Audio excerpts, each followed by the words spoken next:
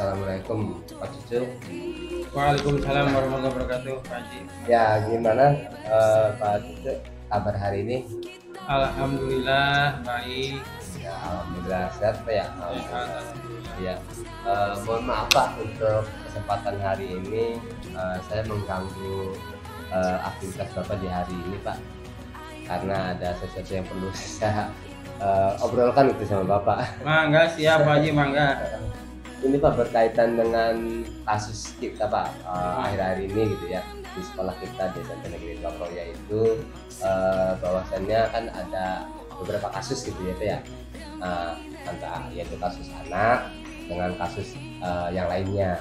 Nah yang saya akan ini Pak, yang akan saya tanyakan itu ini kan ada kaitannya tugas saya Pak, mohon maaf Pak, mohon izin gitu ya.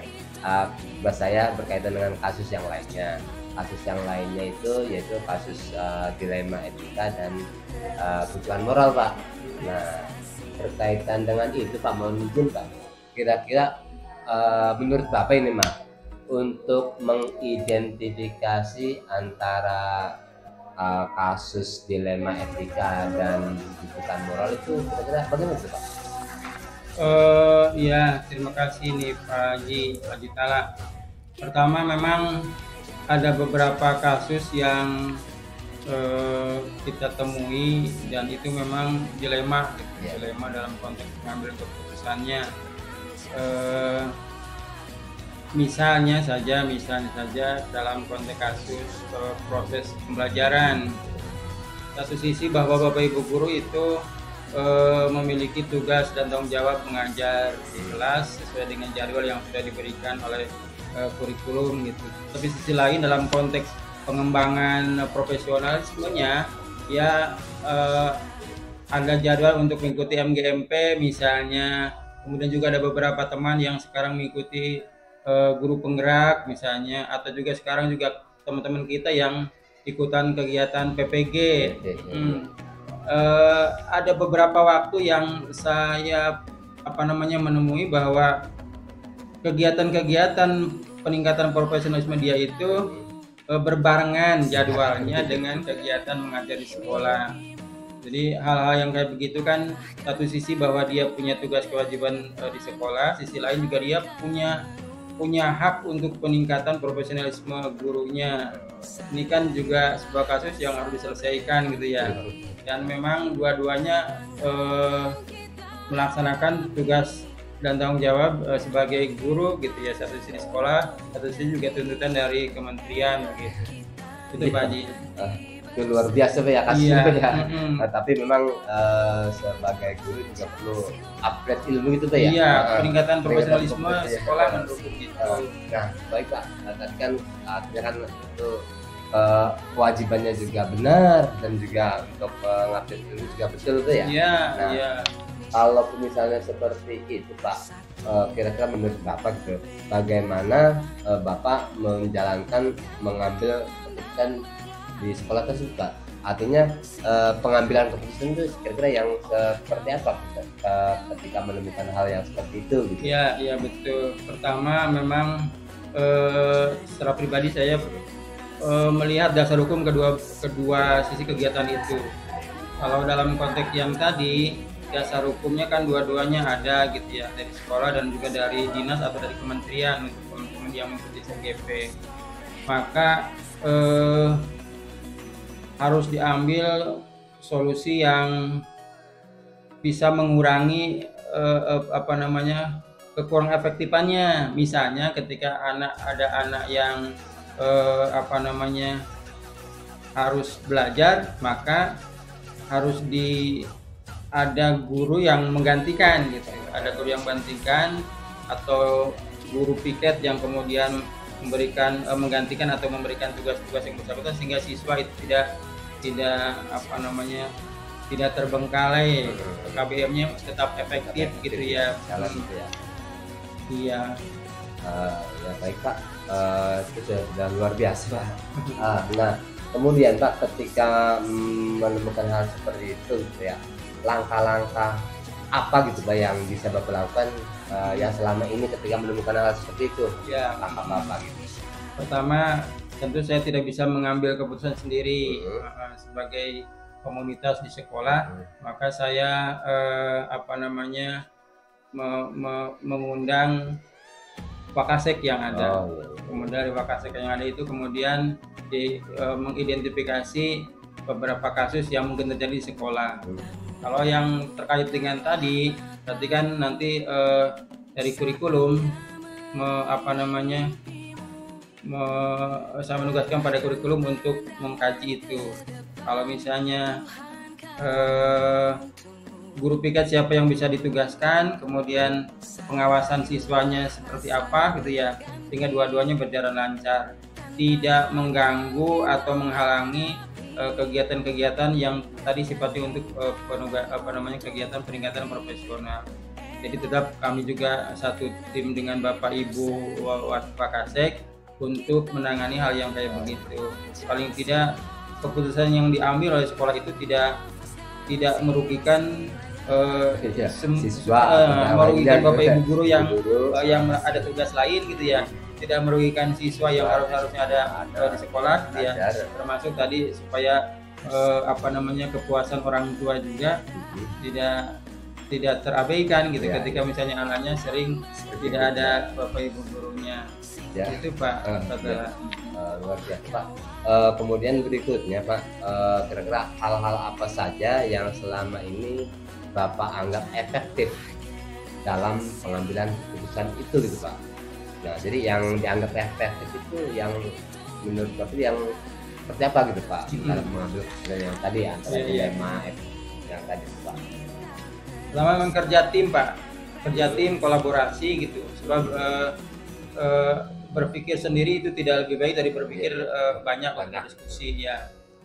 Masukan-masukan Bapak Ibu Wakasek itu sangat kami perlukan untuk mengidentifikasi kasusnya, kemudian juga menelaah dasar hukum dari beberapa pihaknya, kemudian juga mengambil manfaatnya ketika keputusan itu akan diambil. Jadi tim itu memang sangat dibutuhkan di sekolah, kepala sekolah, Bapak Ibu Wakasek, kemudian juga kalau dalam tanda-tanda tertentu, batas tertentu juga kita bisa mengambil pendapatnya komite atau juga siswa. Ketika siswa misalnya ada Bapak Ibu guru yang tidak hadir nih, maunya Anda apa memang cukup digantikan oleh guru yang lain atau misalkan ada penugasan, atau Pak mau oleh guru yang bersangkutan aja, berarti harus cari waktu lain gitu di luar pembelajaran sebagai bentuk kompensasinya.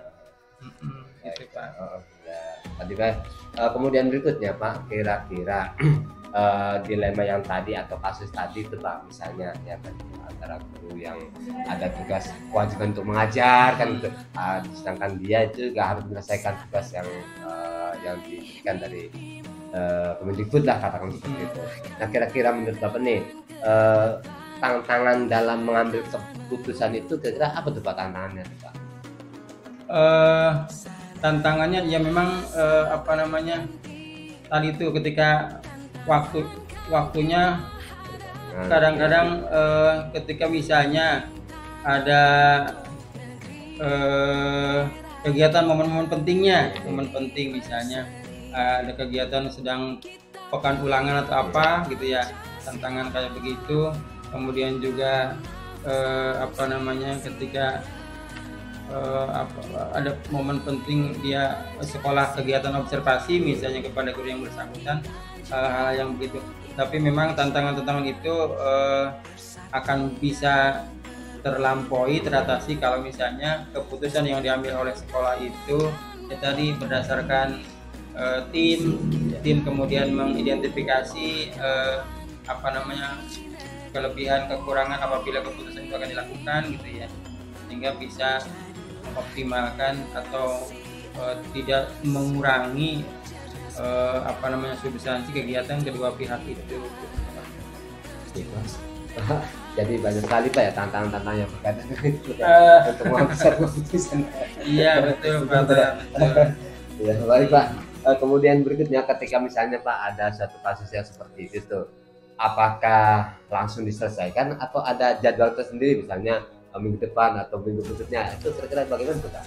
Tergantung situasi Oh, Pak. gitu ya. Ada yang memang harus diselesaikan Harus pada saat selesai itu. waktu. Kalau memang urgensi pelaksanaannya harus selesai hari itu Hari misalnya. gitu ya. Ada juga yang kemudian terjadwalkan kalau memang itu sifatnya bisa untuk jangka apa namanya tidak terlalu mendesak gitu ya.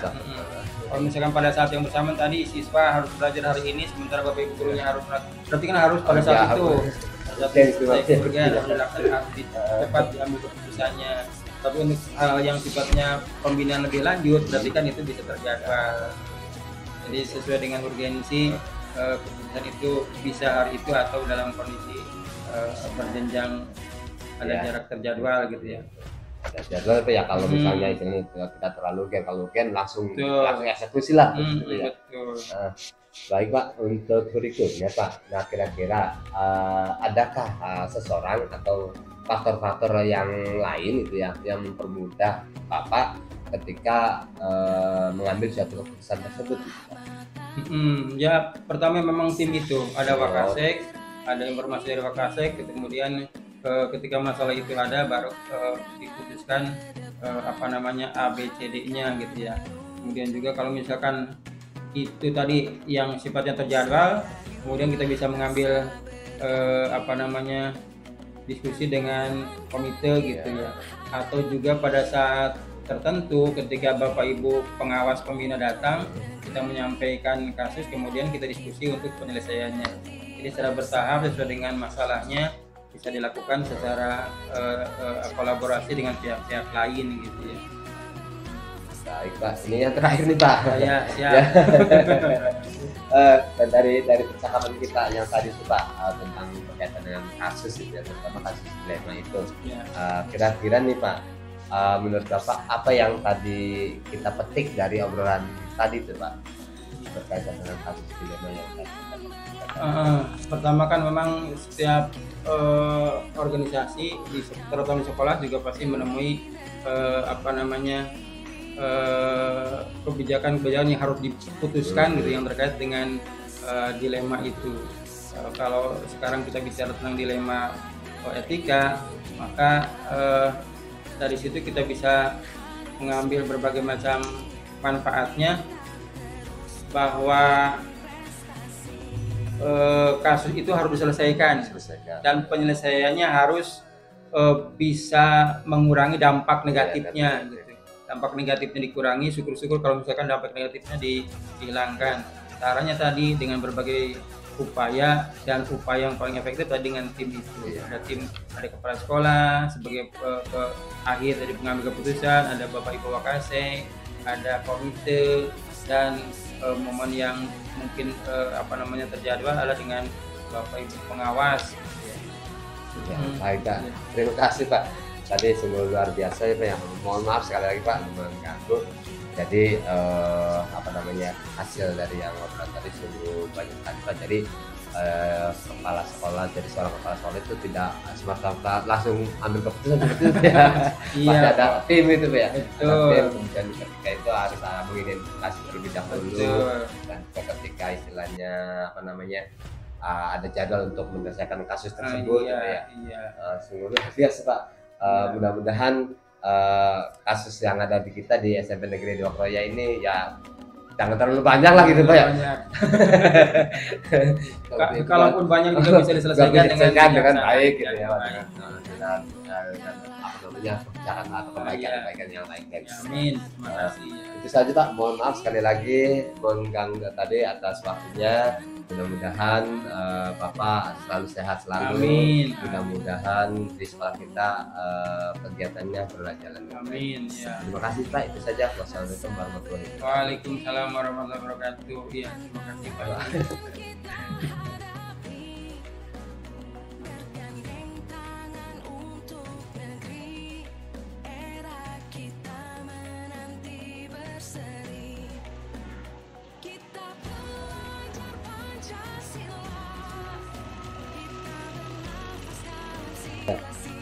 Assalamualaikum Pak Sugeng. Waalaikumsalam warahmatullahi wabarakatuh. Gimana sehat Pak Sugeng hari ini? Gimana? Pak Tala sendiri? Alhamdulillah Pak Sugeng sehat lah. Lama kita nggak bertemu ya Pak Sugeng ya. Semangat ya Pak Tala. Alhamdulillah. Program Semangat, tetap semangat Pak Sugeng. Iya Pak Sugeng, gini ngomong-ngomong saya kesini nih ada keperluan gitu dengan Pak Sugeng selaku pimpinan di sekolah ini, yang berkaitan dengan tugas saya gitu ya. Jadi apakah ada waktu ini Pak Sugeng? Oh boleh. Punten ganggu sebentar ini. Saya meluangkan waktu untuk masalah rangka pemenuhan tugas DP ya. Iya. Terima kasih Pak Sugeng. Baik, langsung saja nih Pak Sugeng berkaitan dengan ini. Yang pertama ini Pak Sugeng, mungkin di sekolah Pak Sugeng ini kan ada beberapa masalah, mungkin tidak hanya di Pak Sugeng, mungkin yang lain juga ada masalah. Nah, mungkin di sekolah Pak Sugeng terkait masalah, ada yang berkaitan masalah dengan siswa gitu kan, ada yang berkaitan dengan masalah yang Bapak Pipin sendiri. Nah, yang akan saya tanyakan itu yang berkaitan dengan permasalahan Pak Sugeng selaku pimpinan. Nah, yang pertama itu adalah terkait dengan kasus gitu ya, kasus dilema etika dan kasus rujukan moral. Nah, di antara dua permasalahan itu kira-kira bagaimana kira-kira Pak Sugeng selaku pimpinan untuk mengidentifikasi antara kasus dilema etika dengan kasus rujukan moral itu? Terima kasih Pak Tala. Memang itu sebuah tantangan yang kita temukan dalam memimpin sebuah lembaga. Ya, seiring dengan perjalanan waktu ataupun perkembangan informasi, perkembangan siswanya yang berbeda, orang tua berbeda, sekolah yang berbeda, tentu masalah ini beraneka. Ya tidak dipungkiri ya Pak Tala ya. Tidak dipungkiri. Itu yang saya rasakan sebagai pimpinan, bagaimana cara mengatasi masalah-masalah tersebut. Tapi di sini yang Pak Tala tanyakan itu adalah mengidentifikasi satu yang namanya dilema etika, satu yang namanya rujukan moral. Nah, memang keduanya sama-sama sebuah permasalahan, tetapi ininya itu dilihat dari sumber ataupun pemecahan masalahnya itu berbeda. Kalau umpamanya terkait dengan yang namanya dilema, kita dibenturkan oleh dua kepentingan, tetapi dua kepentingan ini semuanya terlihat benar gitu tuh. Yang satu benar, yang dua benar. Tetapi keduanya itu bersinggungan gitu, bersinggungan. Nah, terus yang kedua itu terkait dengan rujukan moral. Nah, kalau rujukan moral itu tergantung dari kekuatan kitanya gitu ya. Karena yang bersinggungan itu emang yang satunya benar, yang satunya salah gitu ya, menyesatkan. Jadi mungkin dari segi itulah kita bisa mengidentifikasi mana yang namanya kasus dilema etika ataupun Pak Sugeng, yang kedua nih Pak Sugeng, ketika sudah tadi menemukan artinya permasalahan yang berkaitan dengan dilema etika benar dengan benar gitu. Nah, menurut Pak Sugeng itu sendiri, kira-kira bagaimana Pak Sugeng menjalankan pengambilan keputusan di sekolah Bapak tersebut? Itu kasusnya yang dilema etika ya, Iya, betul. Di mana yang berbenturan itu satu benar, satu juga benar. Nah, kita ambil contoh begini Pak. Di sekolah sekolah, contohnya itu pada saat rapat kenaikan kelas. Itu kan ditutup. Iya. Artinya setiap guru punya pendapat. Didapatkan ada sebuah ada satu orang siswa itu yang artinya dikategorikan itu tidak naik kelas karena mungkin ada terkait pada salah satu atau dua mata pelajaran yang tidak dikuasainya. Tetapi di lain pihak siswa tersebut itu bukan termasuk siswa yang juga bukan termasuk siswa yang malas, bahkan rajin. Ke guru sama secara akhlak hanya saja dia itu punya keterbatasan dalam materi ataupun keterampilan di mata pelajaran ada dua hal yang boleh dikatakan untuk sebuah dilema itu. Pengambilan keputusan yang dilakukan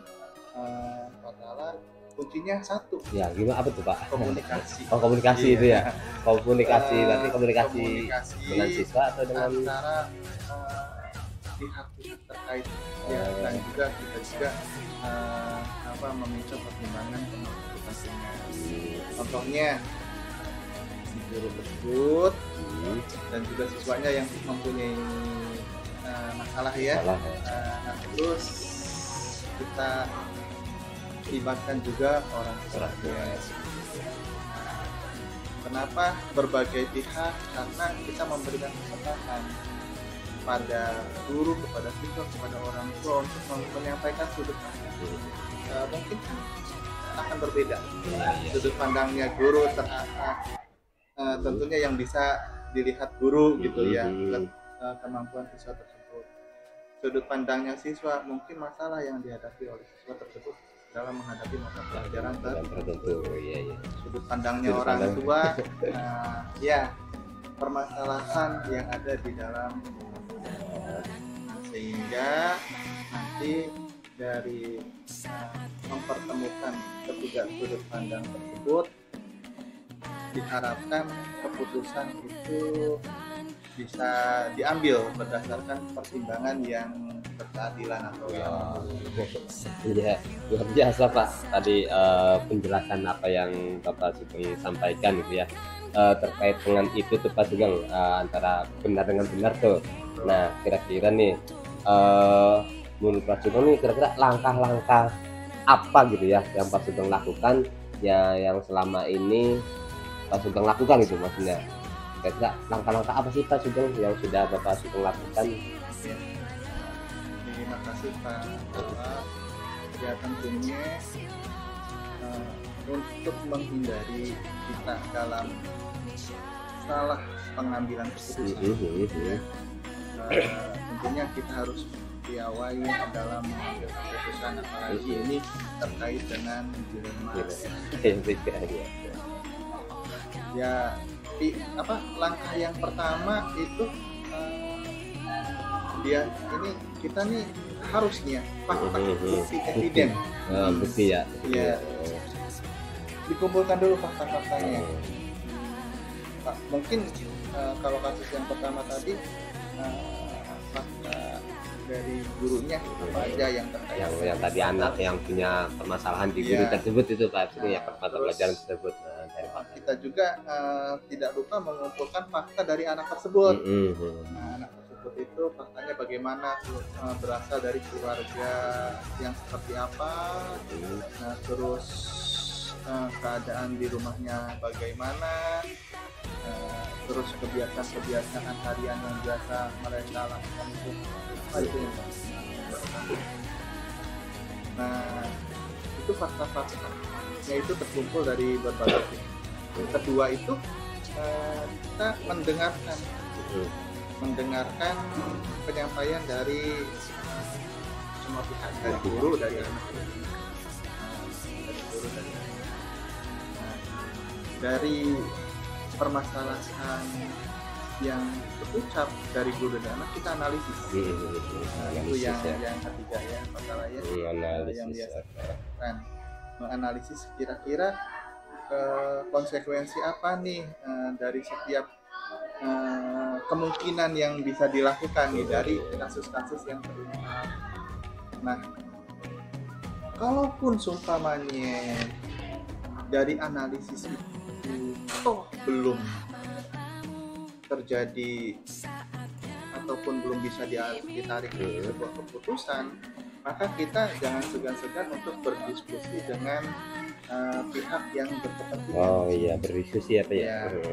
Nah, salah satunya kalau umpamanya guru punya atasan, berdiskusi dengan kepala sekolah.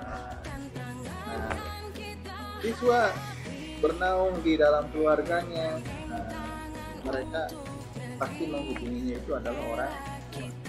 Nah, dari hasil diskusi tersebut silah gitu ya, kita bisa mengambil jalan tengah, dan jalan tengah itu bisa dijadikan sebagai keputusan. Keputusannya itu tentunya tidak berat-berat karena melalui pertimbangan. Luar biasa pasukan, langkah-langkah yang pasukan sungguh efektif dan ya bisa dipatut ditiru lah ini berarti. Iya, terima kasih. Baik Pak Sugeng, tadi sudah luar biasa gitu ya berkaitan dengan langkah-langkah yang Pak Sugeng ambil. Nah, dengan langkah-langkah tersebut Pak Sugeng, kira-kira nih yang dianggap efektif dalam pengambilan keputusan itu kira-kira yang seperti apa Pak Sugeng? Yang efektif menurut saya yang tadi yang sudah saya kemukakan sebelumnya, itu melibatkan semua pihak. Yang boleh dikatakanlah begini Pak Salah, kita melakukan sebuah pendekatan, pendekatannya itu kolaboratif. Jadi satu poin yang kita ambil di sini itu adalah kita tidak mengambil keputusan atas kemauan sendiri atau sesuka kita sendiri, atau tentunya menghindari sebuah keputusan yang benar. Nah, kita kan artinya melibatkan pihak-pihak yang terkait dalam proses pengambilan. Nah, sehingga nanti diharapkan keputusannya itu bisa lebih seimbang, balance ya, dan diterima oleh semua pihak. Jadi tidak merugikan yang lain gitu ya. Jadi mungkin itulah yang menurut saya dipandang efektif ya. Baik Pak Sugeng, tadi sudah bagus ya, efektif dalam pengambilan keputusan. Nah, ketika mengambil satu keputusan tersebut ya, kira-kira pasti ada tantangannya tuh Pak Sugeng. Nah, tantangan dalam pengambilan keputusan itu kira-kira apa sih menurut Pak Sugeng yang terjadi pada Pak Sugeng itu gitu? Konflik kepentingan. Oh gitu ya Pak. Iya. Nah, ini yang mungkin yang sering terjadi gitu ya Pak Sugeng ya. Nah, ya awalnya itu sebelum dikomunikasikan, mungkin satu pihak inginnya begini karena punya kepentingan, yang satu pihak juga mempertahankan begini karena punya kepentingan, dan itu emang tidak mudah sih menyeimbangkannya, kebutuhan individu ataupun kepentingan kolektif ya.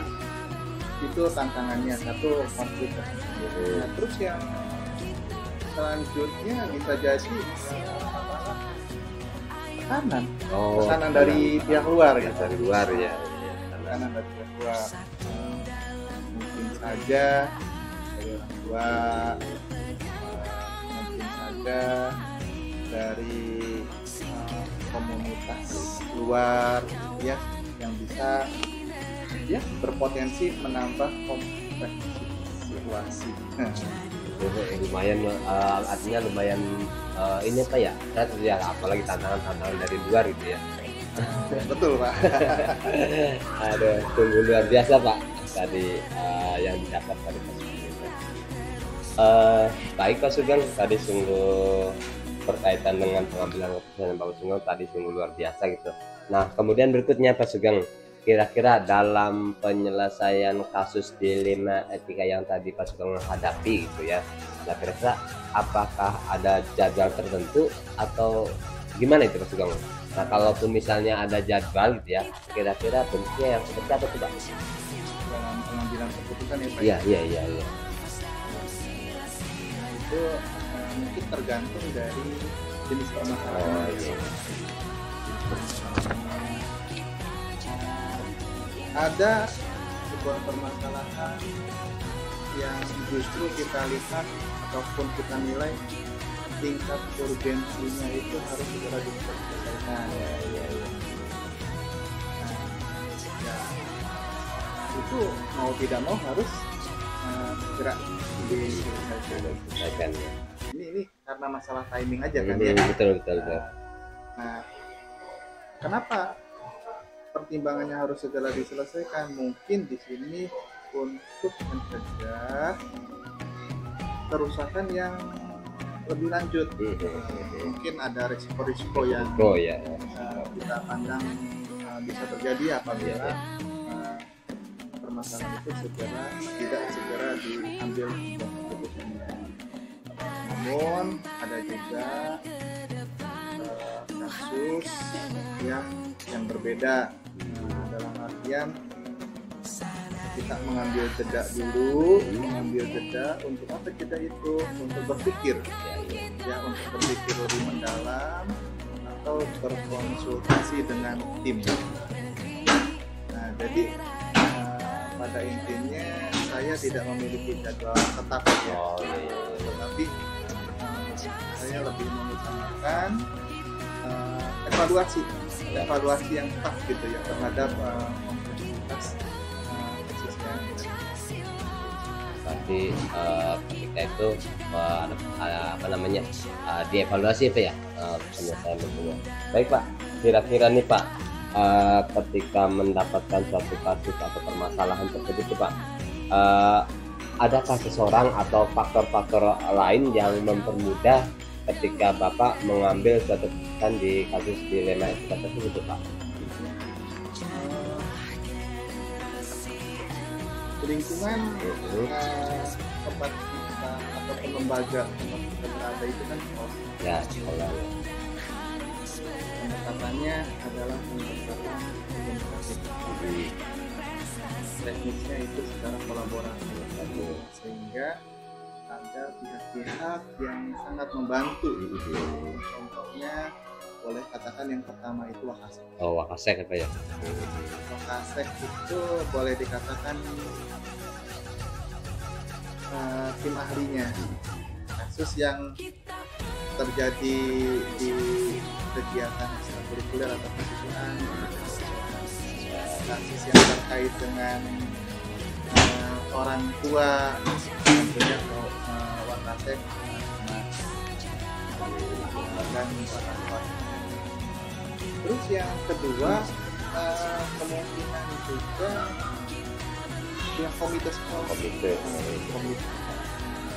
Komite sekolah itu kan artinya beliau itu yang kapan saja dibutuhkan bisa dimintai bantuannya.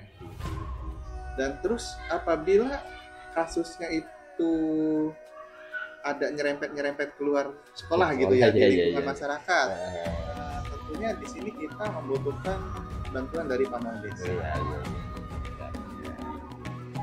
Ataupun kasusnya yang terkait dengan kenakalan yang dilakukan di luar lingkungan sekolah, kenakalannya udah beranjak pada arah kriminal. Ya, di sini kita butuh bantuan dari kepolisian. Oke Pak, sungguh luar biasa Pak tadi, artinya orang-orang yang terlibat ketika pengambilan keputusan yang Bapak ambil itu Pak ya. Baik Pak Sugeng, ini yang terakhir nih Pak Sugeng. Boleh. berikutnya Pak Sugeng, dari obrolan kita yang tadi gitu ya.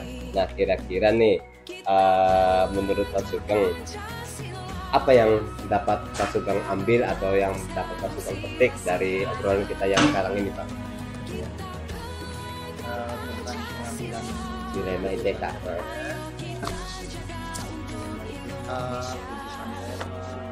putusan dan pengalaman bahwasannya saya belajar tidak ada keputusan yang bisa menyenangkan semua pihak. Tetapi keputusan yang diambil itu harus dengan dan itikat yang baik. Itu cenderung yang akan dihormati oleh semua kalangan. Itu untuk kebaikan. Tapi kita tanamkan kebajikan itu ya. Nah, kira-kira di antara kedua pihak tidak ada yang berikan dan lain sebagainya. Iya, mungkin kurang lebih seperti itu Pak. Aduh, ya sungguh luar biasa Pak. Tadi obrolan kita, mudah-mudahan untuk di pertemuan kali ini ada manfaatnya bagi saya dan juga Pak Sugeng. Dan salam Pak untuk keluarga di rumah Pak. Terima kasih. Sekali lagi mohon maaf mengganggu atas waktunya. Itu saja. Terima kasih Pak. Assalamualaikum warahmatullahi wabarakatuh. Waalaikumsalam warahmatullahi wabarakatuh. Terima kasih juga Pak. Ya, sama-sama Pak.